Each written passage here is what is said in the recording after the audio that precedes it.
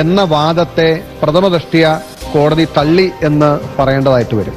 കാരണം ഇതിപ്പോ ഇൻവെസ്റ്റിഗേറ്റിംഗ് ഏജൻസീസിന്റെ വേണമെങ്കിൽ നമുക്ക് രാഷ്ട്രീയപരമായി ഇതുവരെ CPM-ഉം പിണറായി വിജയനും അതുപോലെ തന്നെ ഇടതുമുന്നണിയും വീണാ വിജയനെ പരിധി തീർക്കാൻ വേണ്ടി പറഞ്ഞുകൊണ്ടിരുന്നത് ഇത് കേന്ദ്ര സർക്കാരിന്റെ രാഷ്ട്രീയമായ വേട്ടയാടലാണ്, ഇത് കേന്ദ്ര സർക്കാരിന്റെ BJP-യുടെ ഉദ്യോഗസ്ഥർ വേട്ടയാടുന്നതാണ്, അല്ലെങ്കിൽ കേന്ദ്ര സർക്കാരിന്റെ നിർദ്ദേശാനുസരണം BJP സംഘപരിവാർ സർക്കാരിന്റെ നിർദ്ദേശാനുസരണം വീണാ വിജയനെ വേട്ടയാടുകയാണ് എന്ന രാഷ്ട്രീയ വാദം അല്ലെങ്കിൽ ആ ഒരു പ്രചരണത്തിന്റെ മൊനയൊടിക്കുന്നതാണ് ഈ വിധി. കാരണം അങ്ങനെയായിരുന്നുവെങ്കിൽ പരിശോധിച്ച കോടതി തീർച്ചയായിട്ടും ആ നിലയിൽ അന്വേഷണ ഏജൻസി റെസ്ട്രിക്ട് ചെയ്യുമായിരുന്നു.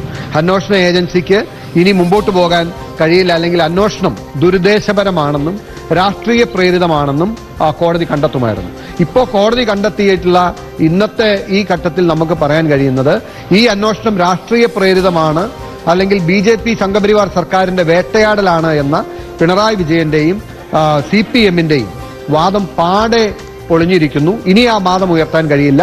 തീർച്ചയായിട്ടും പ്രഥമദൃഷ്ട്യാ മുഖ്യമന്ത്രിയുടെ മകൾ നടത്തുന്ന കമ്പനിയും മുഖ്യമന്ത്രിയുടെ മകളും വഴിവിട്ട കാര്യങ്ങളും ഈ രാജ്യത്തെ അനുശാസിക്കുന്ന നിയമങ്ങൾ വയലേറ്റ് ചെയ്തുകൊണ്ട് അതിവിപുലമായ ക്രമക്കേടും നടത്തിയെന്ന് പ്രാഥമികമായി കോടതിക്ക് കൂടി ബോധ്യപ്പെട്ട പശ്ചാത്തലത്തിലാണ് സീരിയസ് ഫ്രോഡ് ഇൻവെസ്റ്റിഗേഷൻ ഏജൻസി പോലുള്ള ഒരു ഏജൻസിയുടെ അന്വേഷണം നടക്കട്ടെ എന്ന് കോടതി തന്നെ കണ്ടെത്തിയത്. തീർച്ചയായിട്ടും ഈ ഘട്ടത്തിൽ CPM ഔദ്യോഗികമായി ഇനിയെങ്കിലും അവർ നേരത്തെ പറഞ്ഞ കാര്യം പിൻവലിക്കാൻ തയ്യാറാകുമോ എന്നാണ് എനിക്ക് ഈ ഘട്ടത്തിൽ ചോദിക്കാനുള്ളത്. അതായത് ഇത് രാഷ്ട്രീയ വേട്ടയാടലാണ് എന്നും രണ്ട് കമ്പനികൾ തമ്മിൽ സുതാര്യമായി നടന്നിട്ടുള്ള ഇടപാടാണ് എന്നും ഉള്ള CPM സംസ്ഥാന സെക്രട്ടേറിയറ്റിന്റെ മുൻ നിലപാട് പിൻവലിക്കാൻ CPM തയ്യാറാകുമോ എന്നാണ് ഈ ഘട്ടത്തിൽ എനിക്ക് ചോദിക്കാനുള്ളത്.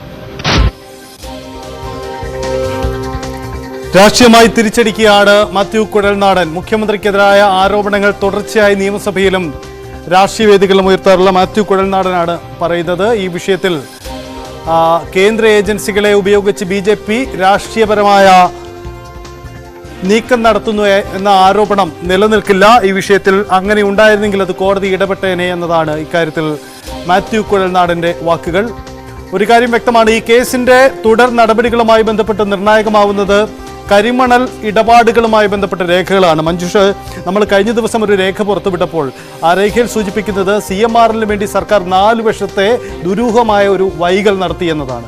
ആ വൈകൽ എന്തിനു നടത്തി എന്ന ചോദ്യം ഉയരുമ്പോൾ പല കാരണങ്ങളും രാഷ്ട്രീയമായി ഉന്നയിക്കപ്പെടുന്നുണ്ട്. അതൊക്കെ തെളിയിക്കപ്പെടേണ്ടതാണ്, രാഷ്ട്രീയ ആരോപണമാണ്. പക്ഷേ അതിലേക്ക് കൂടി അന്വേഷണം നീളും എന്നുകൂടി നമുക്ക് കാണേണ്ടി വരും. 2016 മുതൽ 2019 വരെയുള്ള കാലഘട്ടത്തിലാണല്ലോ എക്സാലോജിക്കും CMR കമ്പനിയുമായുള്ള ഇടപാട് നടന്നതും. ആ സമയത്താണ് ഈ 1.72 കോടി രൂപ അക്കൗണ്ടിലൂടെ കൈപ്പറ്റിയിരിക്കുന്നതും. അതേ കാലയളവിൽ CMR-ന്റെ ഈ കരിമണൽ ഖനനത്തിനുള്ള അനുമതി അപേക്ഷ 2004 കൊടുത്ത അനുമതി ഫ്രീസ് ചെയ്തിരുന്നു. അത് പുനഃസ്ഥാപിക്കണം എന്നാവശ്യപ്പെടുന്ന പല പല നിവേദനങ്ങളും അതോടൊപ്പം തന്നെ പുതിയ ലൈസൻസുകൾ വേണം എന്നാവശ്യപ്പെടുന്ന അപേക്ഷകളും സർക്കാരിന്റെ പരിഗണനയിൽ ഉണ്ടായിരുന്നു. ഷോൺ ജോർജ് ടെലിഫോൺ ലൈൻ ചേരുന്നു. ഷോൺ ജോർജ്, താങ്കളുടെ പരാതിയുടെ അടിസ്ഥാനത്തിലാണ് ഏറ്റവും ഒടുവിൽ ഈ കർണാടക ഹൈക്കോടതിയുടെ ഇടപെടലിലേക്ക് പോലും വഴിവെക്കുന്ന കാരണങ്ങളും നീക്കങ്ങളും ഉണ്ടാവുന്നത്. കോടതി വിധിയോട് താങ്കളുടെ ആദ്യ പ്രതികരണം? നീതി നടപ്പിലായി.